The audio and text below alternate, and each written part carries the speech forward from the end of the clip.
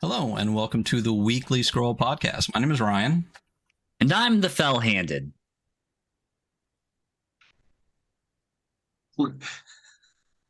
Sam. Oh, I'm Sam Sleney. I do Space Cowboys. My name's Zach. I'm also here doing Space Cowboys. God, I didn't think that was your whole introduction. Oh, yeah, that's it. We don't do shit but this. We don't have a now. list of accolades to go after our names. So no worries. It happens every single time, 100% of the time. So yes, this is us. We are them, and this is the Weekly Scroll Podcast, and these are the people from Soul Muppet Publishing talking about sad space cowboys, Orbital Blues, and the new, if you look beside me, Kickstarter going on right now. This is AFTERBURN. So I guess kicking it off, yeah, right above Sam there. So what is Orbital Blues? Orbital Blues is a game about sad space cowboys. It is lo-fi space western role-playing where players take on the role of interstellar outlaws and form crews, and they try and make a living and survive in a galaxy that doesn't care if they live or die. It is ruled by soulless corporations, and it's only the gig economy that is keeping you going. So, just like real life. Way too close to home. Yes. Yeah. Absolutely.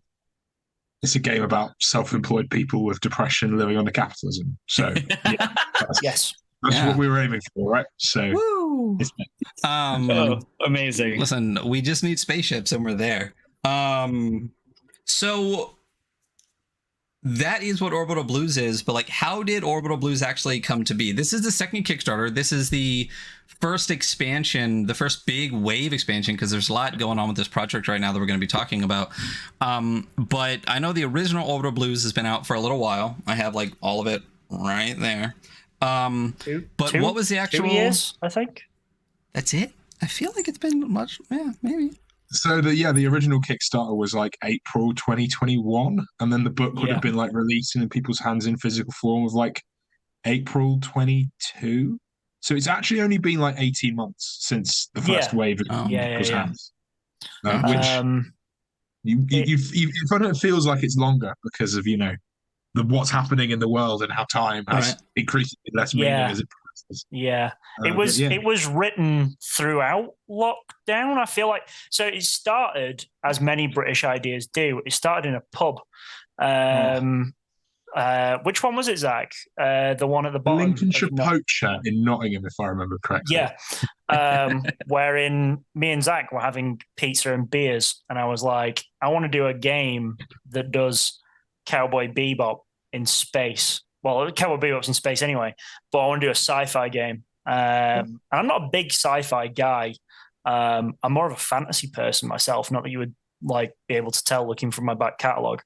But Zach was like, yeah, absolutely. And like Zach did Best Left Buried, which is, it has like the same sort of bones in that you're freelancers suffering under a gig economy of sorts. Like, so if you just want to explain Best Left Buried, because that is like, the pitch for Best Left Buried is that you're playing professional adventurers who are employed by a bank to go into ruins and get money. And obviously it explores to me, the logical conclusion of the dungeoneering thing as a horror simulation. And then like your characters becoming slowly more bedraggled over time as they have to deal with these really terrible worker conditions. So like on the back of a Post-it note, I think Orbital Blues and Best Left Buried are like quite similar games in that one of them's about being self-employed and one of them's about having a job at a big company. And both of them about how that can suck under capitalism. Obviously one's in space and one's in underground, but it's still the same idea. So I was looking for like a second RPG to put out through Soul Muppet that kind of used the same engine. Me and Sam were good friends. Sam had written an amazing Best Left Buried adventure for me called Beneath the Missing Sea, the pitch of which is like you're playing adventurers who are an ocean has disappeared from this like quite arid part of the world, and it creates an adventuring gold rush as all of these people are trying to get closer to the bottom of the dungeon. I imagine if you could just walk to the bottom of the ocean and suddenly you're like, you start 5 levels lower in the dungeon, right? So that was a really fantastic adventure, and Sam pitched me like this game with Josh as the artist we wanted to work with, and this sort of sad space cowboy best left buried game appeared that sort of started off as a bit of a hack and then kind of developed and bloomed off into its own game, which is kind of, you know, as popular, if not more popular now, certainly, than Best Left Buried. So it was the genesis was there, and that was in like December 2020. So we spent 18 was that pre-pandemic? Like that was pre-pandemic, yeah, because we did have a meeting about that, like in person, before it all went to shit and you couldn't go outside anymore. But it was kind of really amusing because Sam and I were stuck in houses like half a mile from each other, unable to talk to each other, both thinking about the same game at the same time. So a lot of Zoom meetings we could have done by shouting at each other loudly. It was weird. It was a game that was like written. It was like planned and pitched pre-lockdown, written throughout it, and then it very much like launched into the real world, into a post-pandemic world. So it really went through the ringer. And it got sadder as we got sadder throughout that year as well. You know. And that is how like Sad for XP came about, where I was like, I don't want to do a game where you're just going around and getting bounties and killing bad guys and robbing banks and stuff, and that's what's getting you XP. But I don't know how to do that, do an alternative to that in a Ludo narrative manner. And so Zach came up with this notion that was Sad for XP, is what it was. If you put it like on a post-it note. Zach, explain Sad for XP. So Orbital Blues this is how we've been rocking it at MCM this weekend. We were at Comic-Con. Sam would do the first half of the pitch and be like, now talk about the mechanics, because like that's the split of us as creatives. Sam's the vibes guy and I'm the person that writes all the rules. So yeah. It's a good division of labor, you know? Sorry? Yeah, I can't do maths. I can't do maths. I spent all my time I spent all my stat points in English. So Zach does mechanics and make sure that it's actually a functional game and not just like an evocative book. So one of the thing you pick in Orbital Blues, which is like the closest equivalent to a class we actually have, is this thing called a trouble, which is the reason that you are sad in space. And in a normal role-playing game, you get experience points for, like Sam was saying, like killing monsters or doing quests or getting treasure or something. In Orbital Blues, you get it for being sad. So your trouble gives you a set of 5 character backstory prompts and 3 like gameplay prompts. And you answer a couple of those backstory prompts during play, like during character creation. And as you answer more in play, you get additional points for this thing called Blues, which is obviously what we named the game after. And then you also get them for like role playing in line with this trouble as well. So there's all kinds of troubles. There's 18 different ones, which means you're never going to have 2 of the same one on a spaceship. But you might be bloodthirsty and want to solve all your problems with violence, or have a devil in the bottle and be an alcoholic, or be in too deep with some gang, or lovesick. My favorite one is party animal, which is just like you really love hanging out and being cool and having a party and using that to cover up how you actually feel. And essentially, like what these do is they give you mechanical incentives to play a brooding, bluesy disaster bastard who just gets things wrong all the time. And like even if you're winning in a combat, you can make it exciting by like, you know, expressing how sad it is that doing this thing makes you. And obviously, when you're using up all of these blues points, you kind of gain them as you're playing. There's this level up ritual where what is called your troubles are brewing. And at that point, you've reached enough blues that you're ready for kind of like the climax of your emotional arc, which is like a gunfight or a meltdown or an argument or just a really sad moment for your character. Something emotionally charged. Doesn't really matter what it is precisely. and then you get a bunch of bonuses for the duration of that scene, and then you level up and become, you get a new ability or something, or a new trouble. You change what your trouble has. Your stats increase. So literally, your characters become more powerful by role playing how sad they are. It's really interesting. It's definitely one of my more enjoyed ways to grow your character versus we cover a bunch of stuff that's very mechanical dungeon diving stuff, and then there are games like this where it's very narrative driven, and you're living out your character's arc, and you're creating new problems for your character, overcoming your problems, and there's a sad saxophone in the background the entire time. It's a really enjoyable system. Yeah, the plan was for us to give your characters, give players and GMs easy tools with which to immediately hook themselves into genre, right? Yeah. Because that's the thing we're trying to nail here. There's types of media we're trying to replicate, right? We're trying to hit your Cowboy Bebops, your Fireflies, your Mandalorians, even bits of stuff like Guardians of the Galaxy, these scrappy crews of rogues trying to get things done in space. And obviously there's more examples of you to take that away from the spaceship genre of stuff that exists in that cool found family space. And this was the quickest way I could come up with of really precisely nailing a genre you were aiming for. And essentially and it's a really powerful technology as well, because it doesn't just do XP, it also generates behavioral prompts, so kind of gives you quick characterization. Because if you ever are confused about what your character should do, you should do the saddest thing possible, which is look at one of your 3 trouble prompts and do that. It generates contacts and locations and rivals, because some of the questions are in Party Animal, tell me a place you used to throw down, or tell me someone you used to party with, right? That's generating people. And sometimes they do factions and generate pieces of equipment you have, or fun things about the character in terms of well, what brand of alcohol is your favorite thing?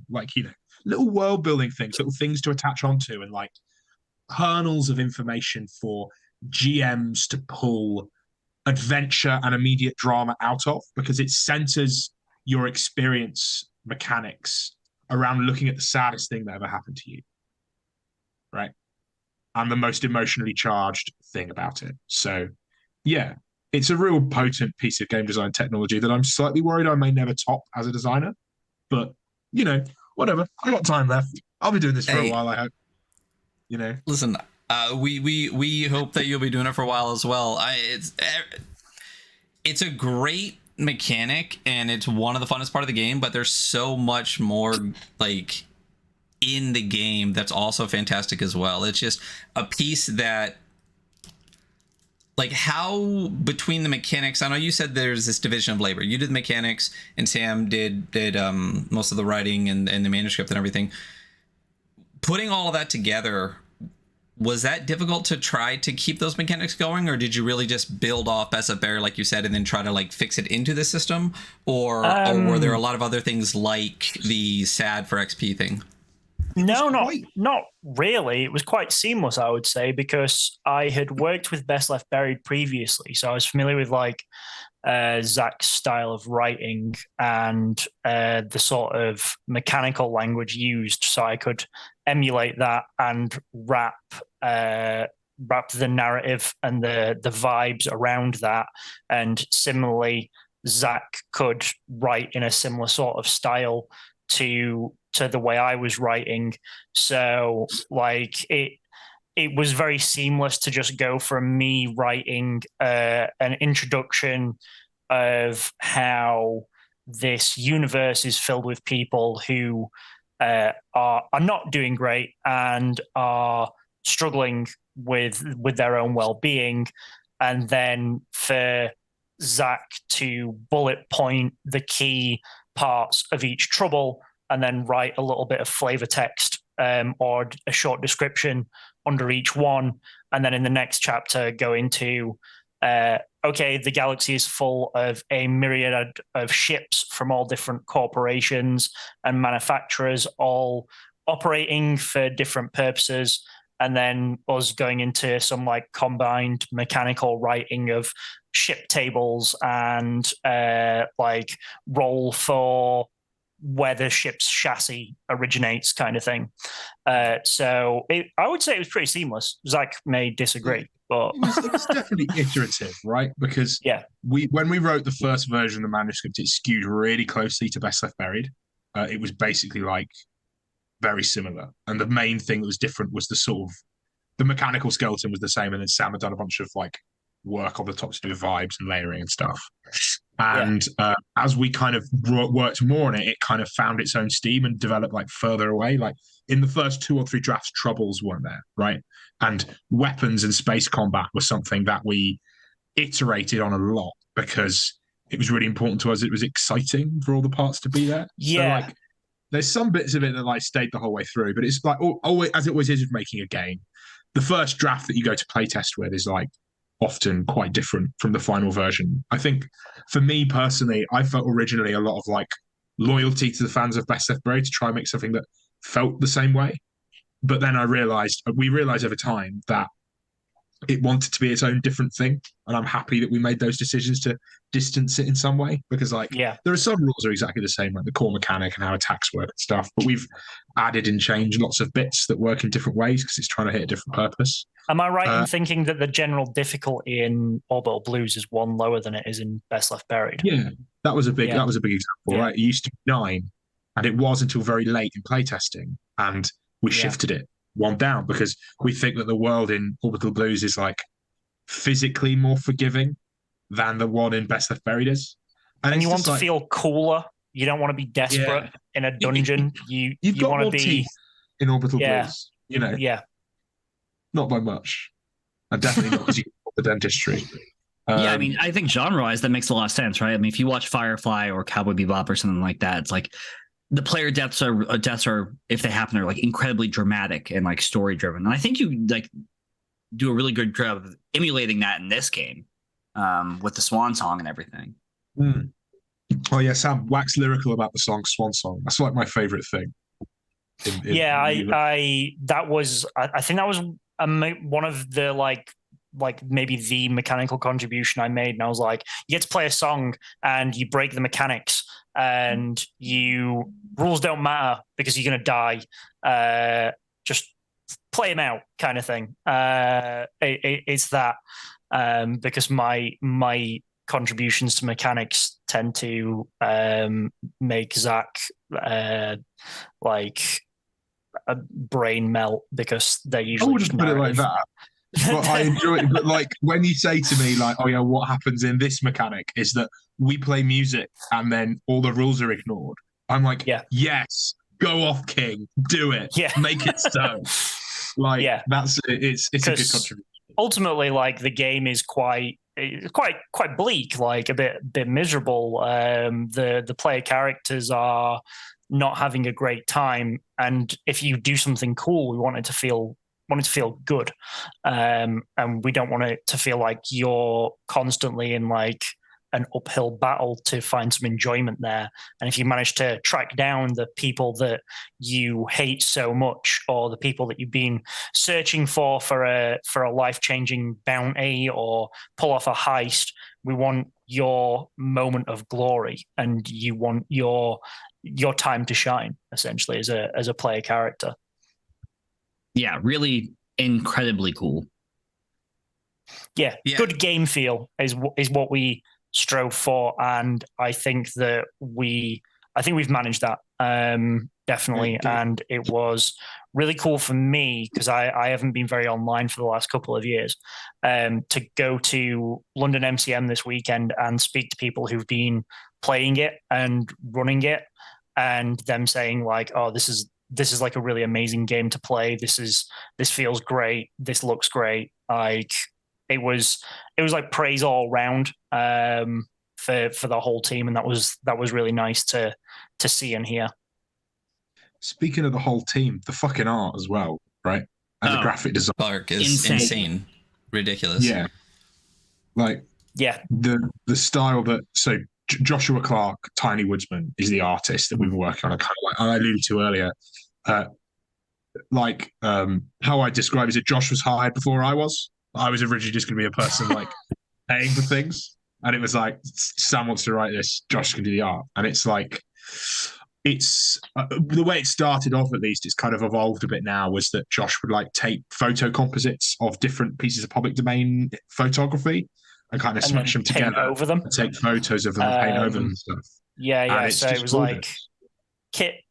So the way that he works, I'm sure that he'll correct me if he's watching this, but it's like using composite imagery, and sometimes it can be like really the way that he puts them together is mosaic and quite far-fetched. There's a ship in the book that's made entirely of lampshades and ladders, and if someone can get back to me and tell me which one it is, you get a gold star.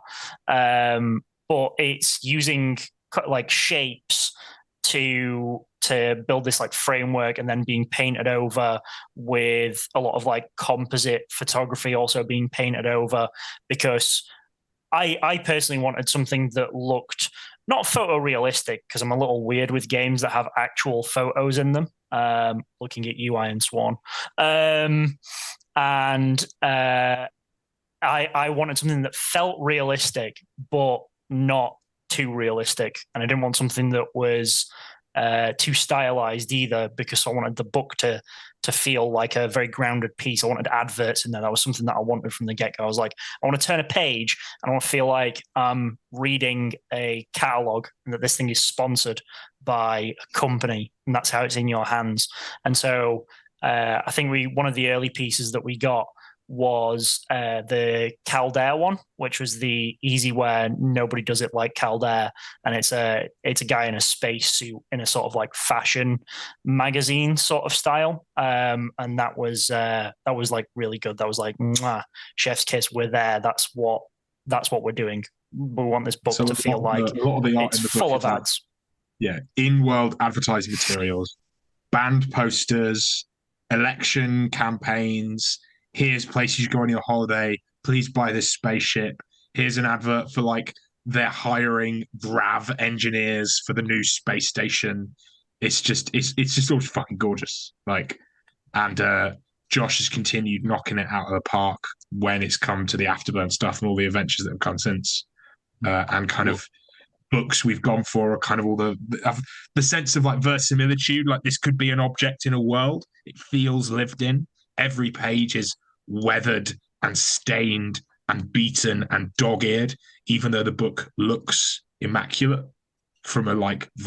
It's vibes all the way down. Vibes in the writing. Yeah. Vibes in the art. I remember when we reviewed it, we definitely said that however great the game is mechanically and everything like that, the vibes and the way the mechanics dig into those vibes, like this might be the vibiest, like coolest game that's on my shelf. I don't know if there's a game where I felt cooler. I don't know, especially not cool as being sad, you know. I will say that one of the things we were just talking about was with Joshua Clark, the Wayward Stars book is absolutely amazing. The art book that explains like how the art was done, like from Josh and everything, is anyone out there that has Orbital Blues, having that book too only adds like a whole nother layer to it when you actually know how the art was created, where it came from, and all this stuff. It's fantastic. And you can get that with the new Kickstarter as well, right? The reprint of the Wayward Stars. One of the add-ons we've got. We've printed many art books, and people don't buy them as often as I thought they would, because it's this immaculate, like, through composed thing that Josh made entirely himself over the course of like 2 or 3 weeks, just like explaining how all this shit works. He came to us quite late on in the process and said, I keep screenshots. I take screenshots of all my work in progresses in case I need to restore anything or wind things back. And I would be really interested in doing a write-up of a making of. Do you think anyone would be interested in that? To which me and Zach were like, like absolutely. Like, even if we don't take that to a general market, I'd be interested in seeing that as part of the creative process. And so he went away and made it and said, like, I want to do this just on my own. I'll get back to you once I've got a manuscript. And he came back to us with pretty much a finished book, all done with layout that he did himself. I budgeted in the crowdfunding spreadsheet to hire like an editor and a layout artist and stuff. Didn't need it, mate. I ran through it in an afternoon, making sure that all like the grammar was correct and the full stops were in the right places and there wasn't any typos. Took me about an hour. And then it was done. It was just like, it was handed to us on a plate, which was amazing. Shout out Josh. Get Wayward Stars. If you have the opportunity, definitely get Wayward Stars. It's such a great coffee table piece. Or if you have any kind of interest in how the sausage is made for RPGs, then that is a real eye-opener. It is a really great piece. It's gorgeous. And it is a coffee table book. It's not small by any stretch of the imagination. Yeah, it's like a nice size. He was very book. adamant that he wanted it in a non-standard dimension. A4 horizontal, yeah. I was going to say it's A4. Yeah. A4 horizontal, yeah. Which was, I think I have 2 A4 books. I think I think it was the first time you made a book of those dimensions, Zach, and you were like, I don't know if we can. We definitely could. Like, it's just the printers, I had to explain to the printers very carefully, it's not this one, it's that one, and they would all the bindings. It's fine. We worked out. So AFTERBURN is what we're looking at right now, and that is the Kickstarter that's happening. This is, like I said before, the first big wave of expansion stuff for Orbital Blues, because it's not just a book. There is a lot of stuff that comes with it. So talk to me about AFTERBURN. Like, how long have you guys been working on that? Like, what can we expect from this first big expansion to Orbital Blues? So we've been talking. Yeah, go on, Zach. Yeah, we've been talking about what we wanted to do for a while, and we've been very busy working on all the stretch goal adventures we agreed to make as part of the expansion.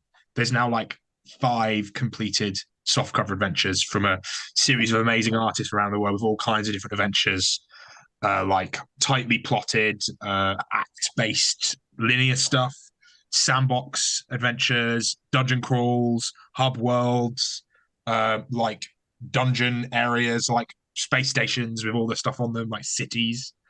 And we sort of looked at it, what's the next step? Now we've done all this stuff we agreed to from the Kickstarter. What do we want to do? And there was a whole bunch of things we eventually settled on, but the 2 things I really wanted to make the one thing I wanted to make, which is the reason that I bullied everyone into it, was I wanted to make a box set, because my favorite thing in RPGs has been for a while is one of these babies, the Estate box set from Mouse Ritter. I'm such a Mouse Ritter enjoyer. Mine is the Black Hack box, but it's the same sort of vibe. Yeah. And so we said, I said, I want to make a VHS. Sorry, I've spoiled the punchline. We want to make a box set. And I think it was Sam that said we need to put it in a VHS case. And no, it was, will it fit in a VHS case? Because I couldn't remember how big a VHS case was, which then led us down a side quest of sourcing a VHS case to check the measurements. What was the tape? Whole thing. What was the tape that you found? I eventually, I can't remember, but we found it. We worked how many things you could stuff in it, but the main thing that's in that is not a thing that exists to satisfy my childish fantasies, is this big spaceship book of kind of that basically fills in all the gaps of stuff we wanted to fit in the original Orbital Blues, but kind of couldn't fit in because of page count. We wanted to keep it a tight 200 pages because we both like books of that scale that feel really usable. The thing with the characters in Orbital Blues is that we'd left this really strong vibe of what a really potent player character looks like. You pick your ideas, you pick your troubles, you gambits, you grab some weapons, you grab from that big orange spread at the beginning that's I'm the hick, I'm the lonely heart, I'm the chain smoker, I'm the cowboy, which is such strong characterization. But kind of, we wanted to do more with the spaceships. And when you look at all the pieces of media that we were talking about, specifically Firefly and Cowboy Bebop, which are 2 of the big influences, the spaceship is the character, one of the main characters. But we wanted to add more to kind of allow for that. So there's 3 big things in the book. The first is Josh has made a big pile of spaceships with art and lore and advertising materials and gubbins for those to exist. you kind of flip through and pick which one you want to use for your party. The second thing is the thing that I've been writing, which is like a expanded set of GM's advice bits, character creation tables, and world building bits to kind of make space travel something which is easier to GM, so that the spaceship is like a place where adventure happens, or a vehicle, rather than just like, here's how I get from point A to point B. And then the third thing we've been working on is Sam's made this huge, amazing Orbital Blues adventure called Redshift Riders. And do you want to talk about that, Sam? It's too big. So I really enjoyed writing the Sutler system, which was it's like a sandbox adventure that's in the back of the core book. My First Dungeon are working their way around it right now over on their stream of Orbital Blues. It was like quite well praised by people when it came out, as feeling like very alive and a good place to set adventures. And so I said, hey, I'll do more of that, because there was a lot of things that I had to cut from that due to the space. It was just like proper backfilling the back end of the book. And so I said, let's do a sandbox that supports all the things from like the other parts that you guys are doing. So the adventure introduces the concept of 𝗔𝗙𝗧𝗘𝗥𝗕𝗨𝗥𝗡 gates, which answers the eternal question of how does faster than light travel work over long distances in Orbital Blues, to which we all had different thoughts on as like the three like members of the team. Mine being I don't care, Josh's being I like old-fashioned space travel, and Zach's being I like hard sci-fi space travel, and I want to know how it works.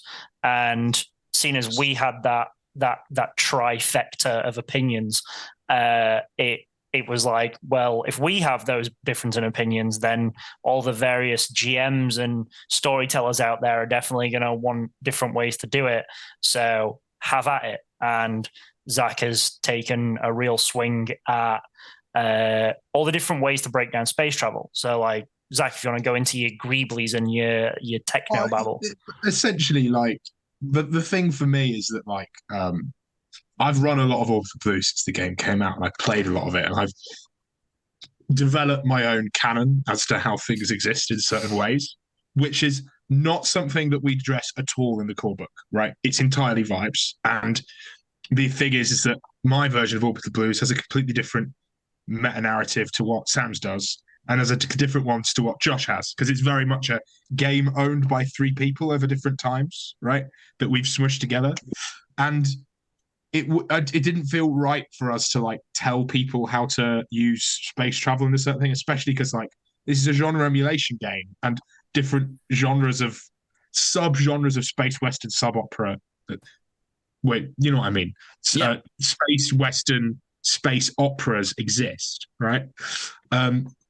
So essentially what we've done in the book is presented a couple of different ways that a few different things could work, and explained what the impact on your campaign would be if FTL travel doesn't exist, or you can go from anywhere in the universe to anywhere else, like Snap, Star Wars style, or if we're playing Mass Effect or Bebop and there are these ways that space travel happens on space highways, right?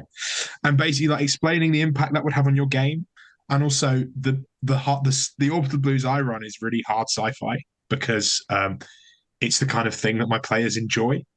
And there's been this sort of fun experience to me where like Sam and I are both the kind of people that have played a lot of dungeon crawling games. So like, even though my body would fail me immediately, I'm pretty sure that if you put me in a dungeon in a perfect human being, I'd be pretty good at it, because I know how all the things and all the levers work. You know, I know you're going to apply a pickaxe, pick doors, do this, shove things down pit traps. Like, I've learned how to do it because I've spent a lot of time doing it, because the things that happen in a dungeon closely relate to like what it's like in a real world. Because a dungeon. If you pledge more to the Orbital Blues Kickstarter, we will engineer a real life dungeon for Zach to try and navigate. And if he dies, they die.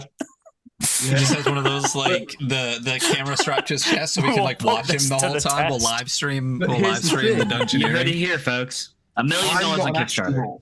Right? I'm not an astronaut. I could be a dungeoneer. Pledge more to the Orbital Blues Kickstarter, and we'll put Zach through astronaut school and send him into space. There we go. But the thing is that I have gone through astronaut school, Sam, by playing so much Orbital Blues. And in all these games, I've learned to understand. I've built an internally consistent model of how I think a spaceship works that will not hold up to any type of rigorous scrutiny. But you learn to start thinking of portals, and then like at that point, possibility appears. And plans start to make sense and so there's like and other people want to read about those plans because they'll come to us and be like, how does this thing work? And I'm like, I don't know, space magic. Plasma comes out of it. It's an engine. I don't know. But there's all kinds of like advice for running games and how we come up content, how things are generated, like just filling out the advice in the core book. And it's going to be a really good tool that's going to be like if you get one other book alongside Orbital Blues, this is the one we want you to get. And alongside that, obviously, we're doing cassettes and VHS adventure box sets and split cases of all these things, and then reprinting the GM screens and the art books, and you'll be able to get every single other conceivable thing under the sun because it's a Kickstarter and people love the things. They do love the things. I don't know if you've ever talked to Ryan before. I'm a people, and I like a thing or two. I might have one or two of the things. I get so many things that I often end up with doubles, and then I just send them to him. So I'm not gonna lie, the alt cover of the original book definitely was a thing that I had to have. So it's definitely in my pledge. Orbital Blues cassette, as demonstrated here. A re-up available on the current Kickstarter. Get yourself a cassette. Grabbing. Hold on. For all your cassette playing needs. We've all got to grab our cassettes. God, this is how cassettes. And the dice. The stuff. In the little bag they came in. Have they been rolled? Who knows? They have not been rolled. I have so many bags of dice on this shelf, and not a single one of them has been rolled. Because I haven't sat at a real table in like 3 years. The cassette is being done in like a plastic case with a slightly different one. It's going to be like a J fold thing, just because it turns out the rave boxes are really expensive, and this thing called inflation has happened. So we've shifted. That's just a myth. But if we hit, no, go for it. No. If we, I was about to announce something that I'm definitely not allowed to announce because we haven't spoken to Josh about it yet. So you know what? Hey, don't do that. Don't do that. Yeah, perfect. Hey, well, maybe we'll get to the end and you'll just announce it anyway. Aside from this cassette, I know you just hit. Was it the stretch goal to get? Is it Behold to do another cassette? Because they did the music for the My First Dungeon podcast that just recently, or still in the process of doing or dropping out the Orbital Blues AP that they're doing, right? Yeah. So we've been doing a bunch of sponsored actual plays, working with a couple of different outfits. We're working with Transplanar, Stellar Luna, Girls Run These Worlds, Boys from the Baltic Star. We've tried to do it. Each person's been given a different adventure from this. But Brian from My First Dungeon got in touch, and I'm a big fan of Brian's work from the big Die RPG thing they did. I worked a lot on Die as part of Roanoke and Deckard. And he wanted to do a stream and said, hey, we'll do a stream. We want to do this. We'll get all these people in. And obviously, because we're sponsored, we're able to pay these people really well, which is really good. And then Brian said, oh, yeah, also, my music guy will be doing a bunch of music for it. So I'll make sure I send that to you before you do that. And like, I'm such a glutton for punishment when it comes to bad financial impulse control. And I was like, wait a second, they're going to be doing music? Why don't we just print it and put it on a cassette and we'll give them money? If they're doing the music anyway, let's make it happen. So there's now another EP from the music from the My First Dungeon actual play, which you should all go watch because it's fantastic. And it goes through Sam's very excellent Subtle System adventure in a super interesting way. And like it, I don't normally listen to a lot of APs, but this is like a really high production value one with like good, interesting characters. And like I increasingly think, although I'm obviously very biased, the Orbital Blues is an incredibly good game to play actual play of because the vibes are very strong. the characters jump out of the page very quickly, and troubles are like a really easy way of generating lots of emotional moments, like I was talking about earlier. So like, yeah, it's been really good, and we've got a cassette, and I think there's probably going to be a third one if we can, hit that stretch goal in a couple of days. So we'll see. Yeah. We've got 𝗔𝗙𝗧𝗘𝗥𝗕𝗨𝗥𝗡 and they're going to be doing some jazz. And I love my jazz. We do love some sad jazz. Love some sad jazz. I mean, there's still almost 2 weeks left in the campaign. Plenty of time. We just hit the halfway mark at 75 USD. I don't know what that is in. It's just over £60,000. £61,000. So. Yeah, there we go. Try not to look at the number too much during crowdfunding projects, because it's very easy to have your self-worth be replaced by that little number of dollars. And actually, the thing that we should be proud of is that we've made a really fantastic piece of art, and that loads of other people are going to get to enjoy it.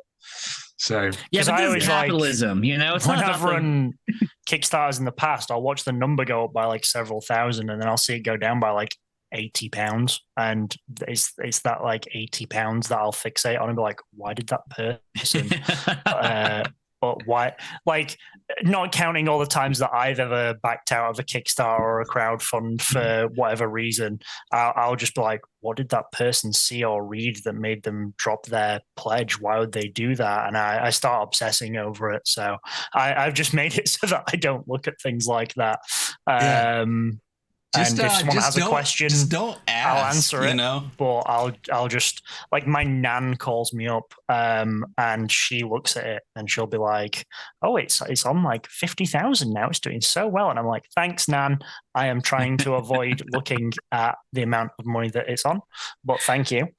It's easy to get caught. My dad also asks me about it all the time. He wants to see the advertising. The kind of guy he is, he wants to see the back of kit advertising dashboard, and I'm like, no, I'm not sending you that, Dad. Go away. I'll say I've backed over too many projects. I've only had 2 people actually message me and be like, "Hey, why did you unback our project?" And both times I've been like, "That's a weird question. You probably shouldn't message people and ask that." So don't ask. Don't do that. And I know not to ask, and I never would. But it's the what if, the just that torment. It keeps me. It plagues me. Yeah, we are also people with our own troubles. Hey, listen, jazz. That there's a reason that the sad space cowboy game is very much like real life. Aside from the spaceships, that is where we're at right now. So specifically, this project, AFTERBURN, besides the book, I know we touched on some of the stuff, but what exactly are people able to get with this besides everything pretty much from the first one, except maybe not the dice? I'm not sure about that, but it's pretty much everything from the first one, plus a new alt cover for the book. And then what exactly can everyone expect? Like, specifically? Oh, yeah. So there's this new core book, which is the kind of the compilation of all the things that we think you should have if you bought Orbital Blues, but kind of wanted a little bit more. That's called AFTERBURN, and it's like a 200-page-ish hardcover, roughly the same size as the original book. You can also grab Rogue Anthems, which is our VHS box adventure pamphlet collection. And then you can also grab Tales from the Outlaw Galaxy, which is a slipcase compendium of all the softcover adventures we've been releasing as stretch goals from the first game. So across 5 different adventures with 5 different writers, there are almost 300 pages of adventuring content available, all illustrated lovingly by Josh. There's a new alt cover of the core book you can get if you're a collectionist and you fancy grabbing what we're referring to affectionately as the rainbow cover. Then there is the reprint of the old cassette. There is a print of the new cassette, which is the Behold one, the soundtrack for My First Dungeon. Then there is also the GM screen you can grab and the Wayward Stars art book we were talking about from earlier, as well as obviously reprint of the core book from the last game with the original cover that you all know and love. And I think that's everything. There's a lot of bits, but we've done a lot of the work already. All the manuscripts are finalized. The art is all done. Like, it's just a case of doing some layout and then finding someone stupid enough to sell me 1,000 VHS boxes, But I mean, sorry, I've already found the people It's just, doing the final bit. I'm not gonna, and there's all the rabid product sourcing has already happened. Don't worry, everyone. But it's still a challenge to get all those gubbins and get everything to print. So for the most part, once this ends, the hardest part, the part that's going to take the longest, pretty much is getting all of these moving parts together and actually getting it in one spot to send to people, right? Like that's what's going to be holding up most of anything. There's a lot of layout left, but obviously, and bits of editing, but it's mainly the production stuff is the difficult bit for this, especially in your kind of, but it's the kind of thing that Muppet has done on the last 12 projects it's involved in before, and the dozen books I've made for R&D over the last 2 years, that we've got a lot of experience and trust in, and we have trusted partners, and everything will happen in the right order at the time that backers should be able to access it with hopefully as little delay as possible. So this is the first big expansion for Orbital Blues. I know that you're in the deep part of it right now, but is there a little part of the back of your brain that's got this second expansion already brewing at all, or is it going to be a little break between now and more Orbital Blues?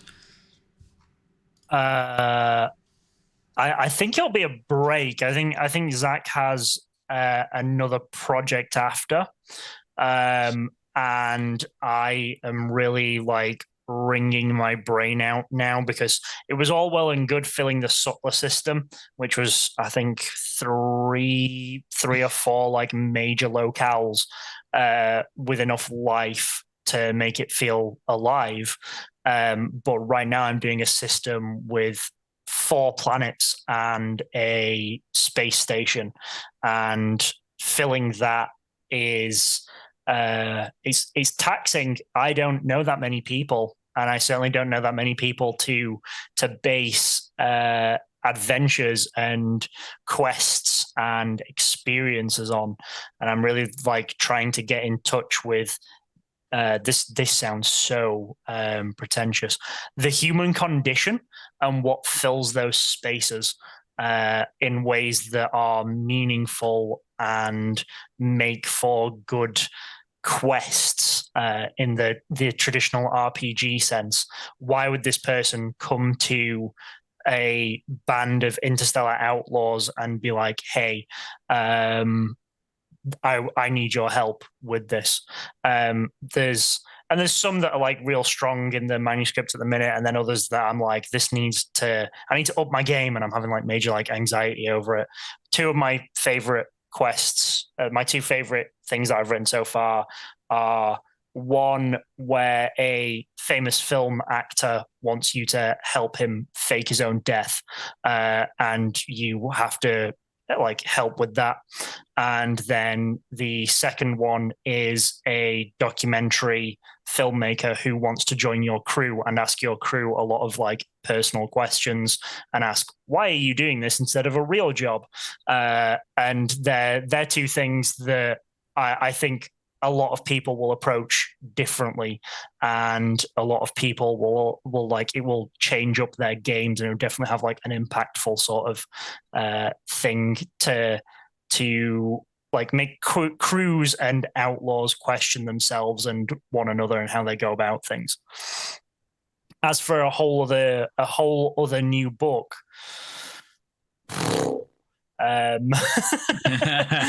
give us some time. I can do mine. I've got 2 things I've wanted to write, but I've been too busy to write around other things. My brain wants to make solo Orbital Blues by expanding out the amount of technology on a trouble so that you can use it to generate more stuff than you would otherwise. I think that's something that there's probably some legs on. And I also want to write a very jazzy, old school noir murder mystery adventure that uses Orbital Blues and kind of takes in a different direction. But those are this isn't and this will be coming out in 2024. These are me thinking about things I'd like to write in the system in the future. But it's going to be a while. The way these things work is it's going to take us 6 months to make everything anyway, and then working out what the next steps will be. We'll want a break after that, because I won't want to think about any more Space Cowboys for about a year. And then maybe 25 or something, you'll see some more stuff from us at Skull Muppet about more Orbital Blues, I hope. But it's certainly, there's demand for it. People seem really excited. So I'm keen to make more things. It's just like crowdfunding tempo is really difficult. And we're also really excited and eager to see what other people do with it, because ultimately this is something that had its genesis very much in a bubble in like my bedroom, not this one. I lived in Nottingham at the time. I live somewhere else now, in an undisclosed location.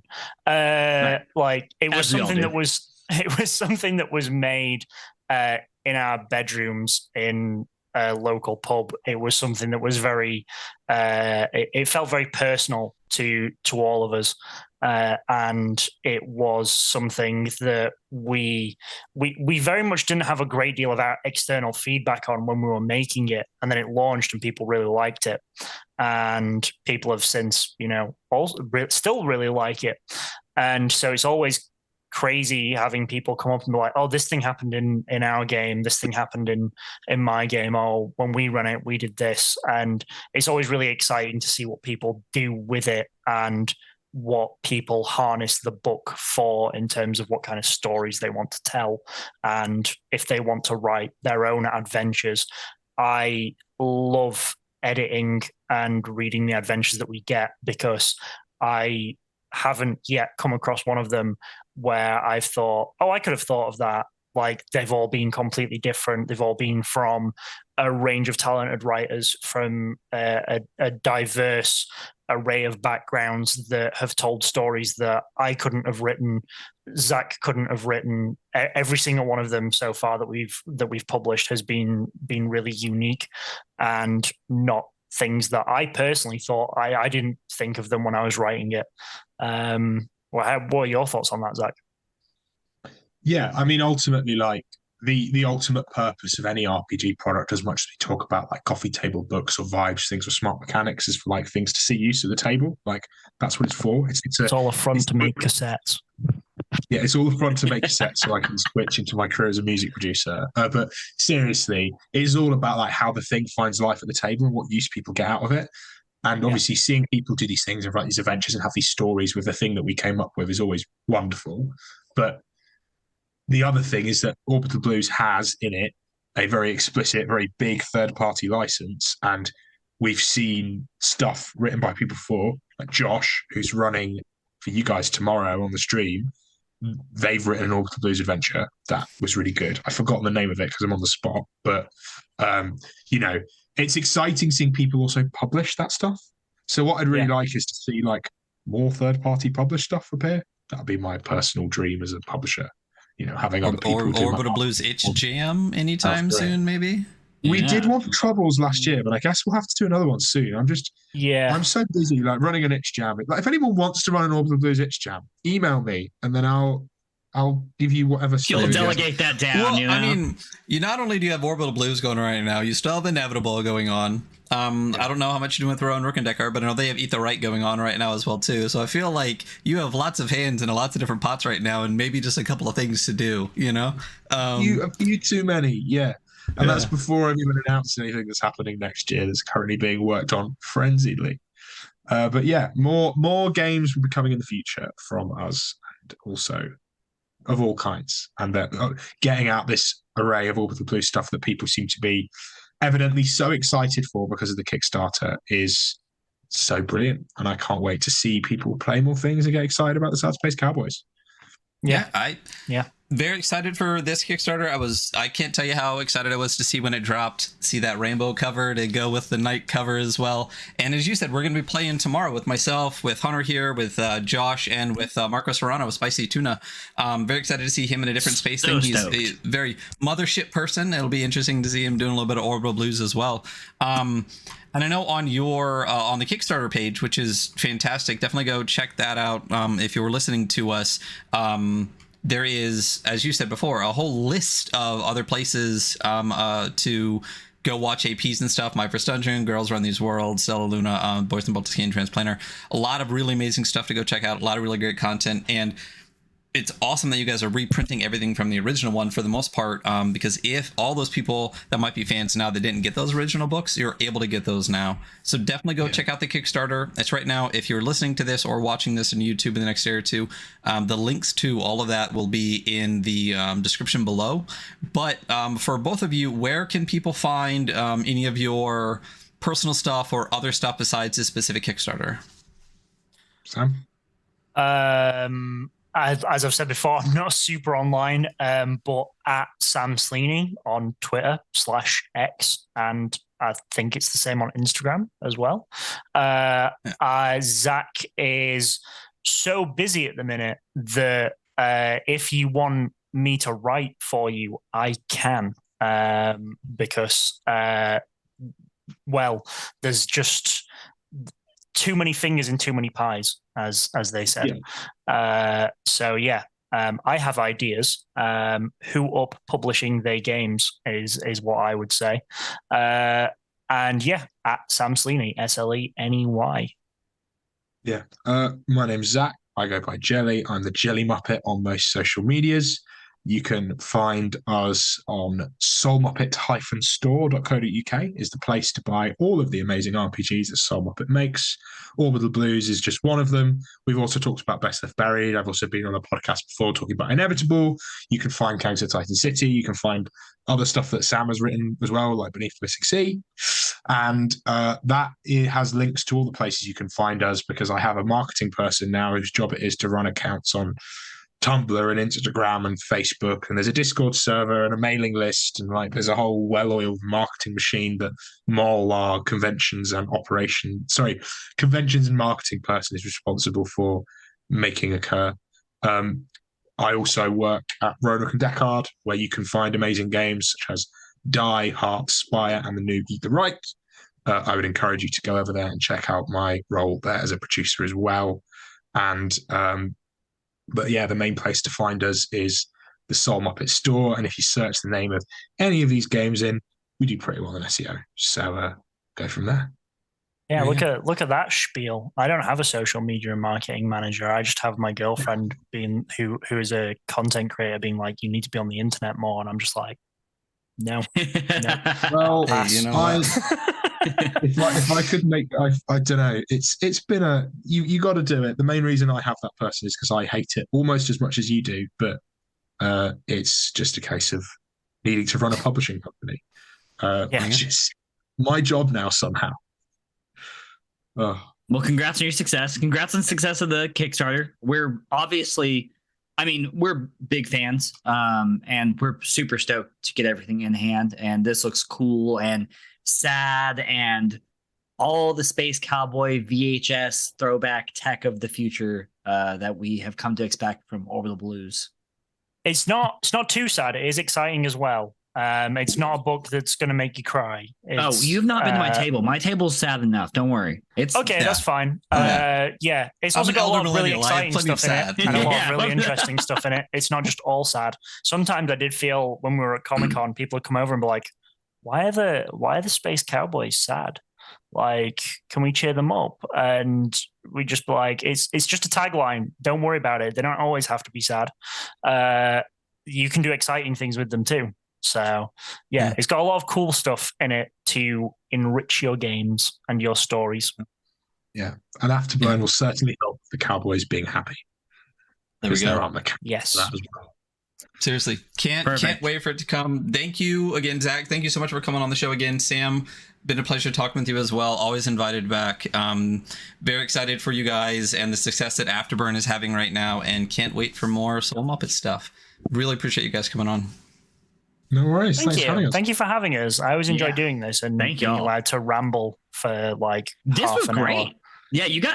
We just let you guys go off. I'm like, oh, this is very interesting. Every question the best interview. It's cool. This is the easiest interview ever. Yeah. So, yeah, so we are the Weekly Scroll Podcast. You can find all of our stuff at our link tree, which is just / the Weekly Scroll. Links to all of this, like I said, will be in everywhere. And that's it. That's our show. We'll go back Afterburn on Kickstarter right now. Get all of the old Orbital Blues if you don't have it, and definitely grab all that new stuff. Everyone out there, have a wonderful night. And again, thank you guys for being here. See you tomorrow to play Orbital Blues as well. So we can build a dungeon and put Zach in it and see if he... Right, $1 billion.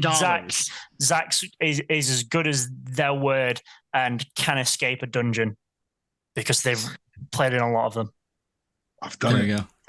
Escape rooms aren't that hard. Right. Thanks, guys. No, I'm talking stones. I'm talking cages. I'm talking chains. All Goblins. Right. Bye, everybody. Have a good day. Bye. Goodbye.